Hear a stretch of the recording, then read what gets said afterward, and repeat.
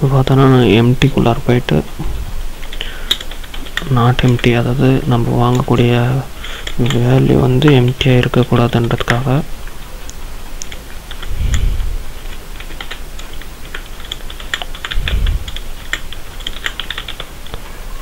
இப்போ user name கொடுத்துட்டேன்.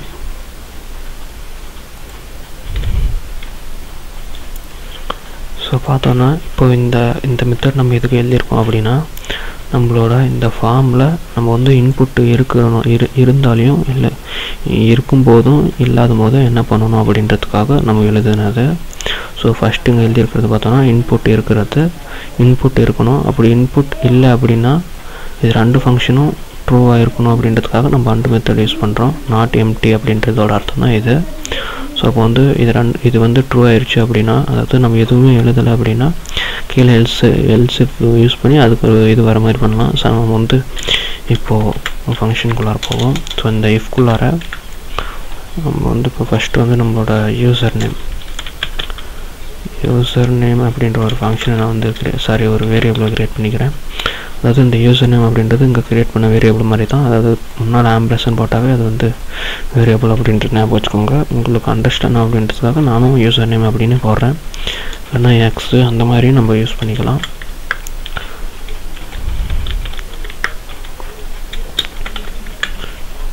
User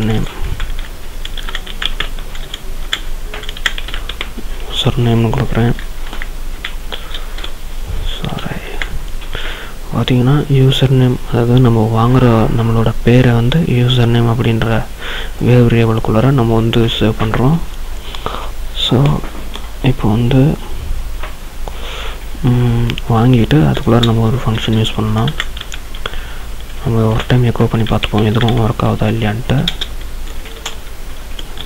user underscore name இப்போ வந்து சேவ் பண்ணிடுறேன். இப்போ நம்ம வந்து பார்த்தோன்னா நான் கொடுத்துட்டு சப்மிட் கொடுத்தேன் அப்படின்னா எந்த ஒரு இதுவும் நம்மளுக்கு வந்து வரல. ஏன்னா நம்ம எல்ஸ் ஃபங்க்ஷன் எழுதலை. பார்த்தீங்கன்னா தெரியும் யூசர் நேம் அப்படின்றது எம்டியாக இருக்குது. இப்போ நாங்கள் சீனுன்னு கொடுக்குறேன்.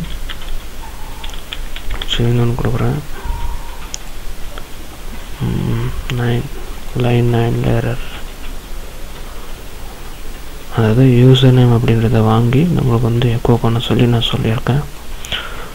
ஸோ இங்கே வந்து நான்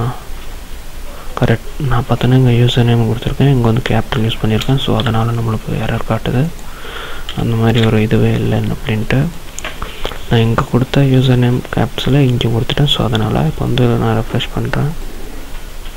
பார்த்தீங்கன்னா தெரியும் சீனு அப்படின்றது வந்துருச்சு. இப்போ பாருங்கள், நான் சும்மா டைப் பண்ணி பார்த்தோன்னா நம்ம என்ன டைப் பண்ணுறோமோ அது வந்து நம்மளுக்கு டிஸ்பிளே ஆகுது. ஸோ நம்ம வந்து ஒர்க் ஆகுது. ஸோ இப்போ நம்ம வந்து அதாவது இப்போ ஒரு பாஸ்வேர்டு லாகின் மாதிரி பார்த்தோன்னா, இப்போ நம்ம ஒரு இமெயில் ஐடி க்ரியேட் பண்ணும்போது நிறைய பேர் கேப்ஸ்லையும் யூஸ் பண்ணுவாங்க, ஸ்மால்லையும் யூஸ் பண்ணுவாங்க. ஆனால் நம்மளுக்கு லாகின் சிஸ்டம் வந்து ஒரே மாதிரி இருக்கணும் அப்படின்றதுக்காக நம்ம வந்து அதை எந்த நேமில் இருந்தாலும் அக்செப்ட் பண்ணிக்கிற மாதிரி யூஸ் பண்ணுவோம். ஸோ இப்போ வந்து நான் வந்து இது வந்து ஒரே மாதிரி இருந்தால் மட்டும் அக்செப்ட் பண்ணணும் அப்படின்ற மாதிரி நான் கொடுக்குறேன். இப்போ வந்து அடுத்த ஃபங்க்ஷன் எழுதுறேன். இது வந்து இப்போ கேன்சல் பண்ணிடுறேன். ஒர்க் ஆகுதா இல்லையான்னு செக் பண்ணுறதுக்காக தான் நான் அது பண்ணேன். ஸோ இப்போ வந்து நான் இந்த இடத்துல இன்னொரு இஃப் கண்டிஷன் யூஸ் பண்ணுறேன். அதாவது இந்த நேம் இருந்தால் உள்ளார அனுப்பு அப்படின்ற மாதிரி ஒரு இது. So user underscore name == Seenu அப்படின்னு கொடுக்குறேன். ஸோ அது மாதிரி இருந்துச்சு அப்படின்னா அதுக்கு நான் என்ன பண்ணணும் அப்படின்னா எக்கோ கொடுத்துட்டு